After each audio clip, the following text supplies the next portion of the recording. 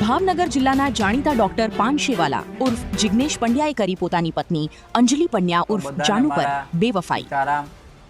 સવારથી તમારા લોકોના બધાના ફોન ને મેસેજીસ આવતા હતા કે જીગાભાઈ તમારી આ હાલત કેવી રીતે થઈ. તો બધાને તો હું ફોન કે મેસેજથી જવાબ આપી શકું એમ નહોતો. એટલે થયું કે આ મારે જે ઘટના બની છે, તો કે ઘટના તો ન કહેવાય, દુર્ઘટના થઈ છે, એના બારામાં એક વિડીયો બનાવીને તમારી લોકો સામે મૂકો. તો એમાં થયું એવું કે મને છે ને મારી પત્નીની બહેનપણી સાથે પ્રેમ થઈ ગયો હતો. અને ગઈકાલે સવારે હું એની ફ્રેન્ડને લઈ અને લોંગ ડ્રાઈવ ઉપર ગયો હતો. આખો દિવસ અમે બહાર રખડ્યા હતા અને બપોરે અમે લંચ પણ એક રિસોર્ટમાં કર્યું હતું અને રિસોર્ટ ત્યાં બુક કર્યું હતું અને રાત્રે અમે ત્યાં રોકાવાના હતા. અને અમે ત્યાં રાત્રે રોકાણા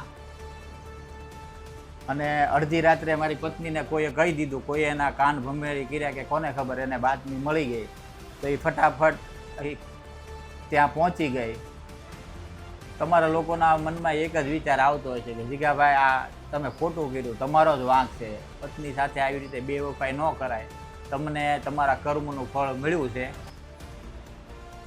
પણ ભાઈઓ, આ બધી ઘટના દુર્ઘટના છે ને એ મારી પત્નીને સપનામાં આવી.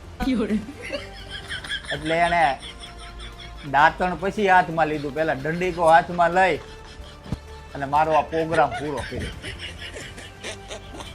બરોબર ને? બરાબર. પછી ઓલું તો કયો?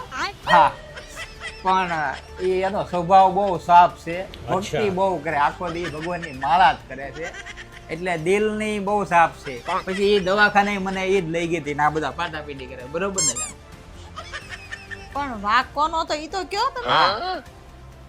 વાંક એમાં મારો જ હતો. क्या बात कर रहे रे बाबा? કે હું એને યારે પરણ્યો.